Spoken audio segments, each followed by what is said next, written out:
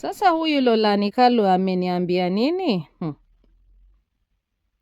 Eti huko Zanzibar, mkutano wa Blue Economy umeisha, lakini eti anafanya story ya mahadaki ya watumwa.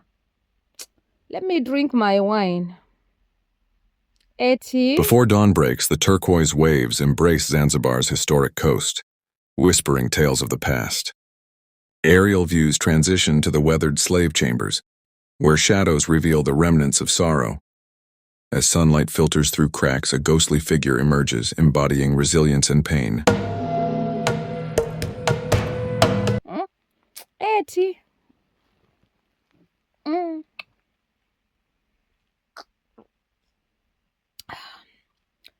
Hey, the ghost tour leader at the slave chambers of Zanzibar.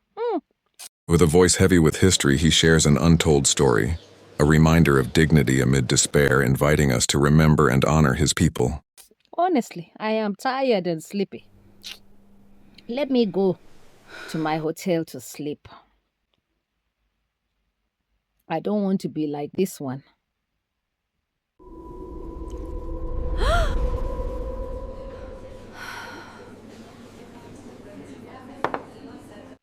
She dozed off while waiting for her masala tea.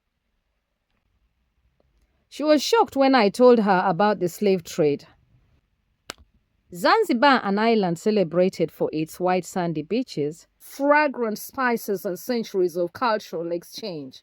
But beneath its beauty lies a story of unimaginable suffering, a story entrenched into stone, silence, and memory. To make it worse, the story is being narrated by the ghost of one of the slaves who was sold to traders at the place in 1898. This is where they kept them. No light, no hope, for months.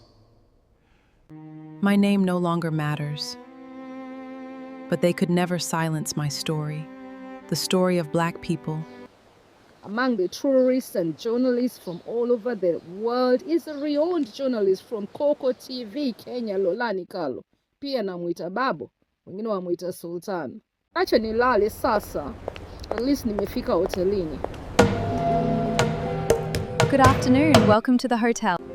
Hi, I'm checking in. The reservation is under reservation.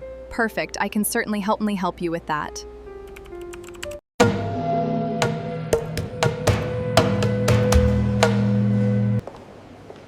Good afternoon. I have a reservation. Welcome. Let me pull that up for you. Behind these walls hidden beneath the bustling streets of Stone Town, thousands of African men and women and children endured some of the darkest moments in human history.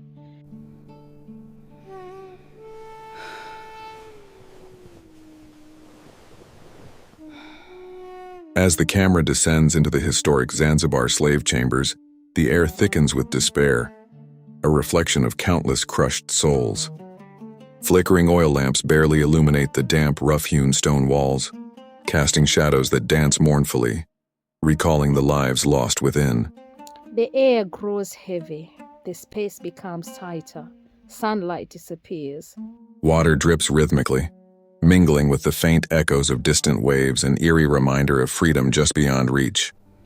These underground chambers were once packed with captives, many chained, forced to wait for days in darkness with little food, almost no fresh air, and no certainty about what tomorrow would bring. Inside, the chamber suffocates with an overwhelming presence of overcrowded despair.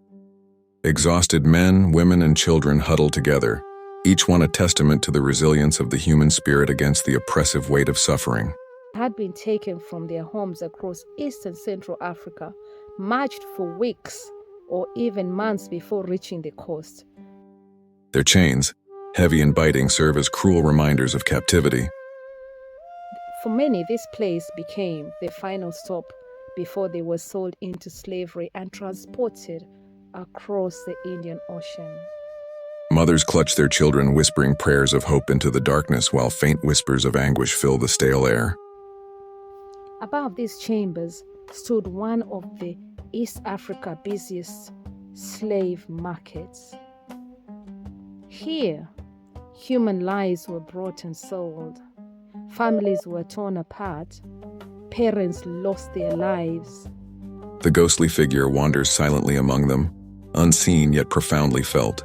With each sorrowful utterance, he shares their pain, inviting the audience into this haunting legacy of survival and remembrance as he bears witness to their muted cries and enduring humanity. Parents lost their children too. Brothers and sisters disappeared forever. Today, an Anglican cathedral stands on the very grounds where the market once operated, a powerful symbol of remembrance and hope. Nearby statues of chained men and women serves as a lasting tribute to those whose voices were silenced, but those whose stories continue to echo through history. Before we were forced onto the ships, these chains held us here. If one person resisted, everyone suffered. The chains were heavy. At the sunset over Zanzibar, it reminds us that even after the darkest night, light can return. But remembrance is our responsibility. Only by confronting the past can we build a future where every human being is treated with dignity and respect. It is also told that some of the walls of these slave chambers of Zanzibar were built using human bodies as building blocks. We didn't even have time to ask the ghost about that. Ha! This is the reality.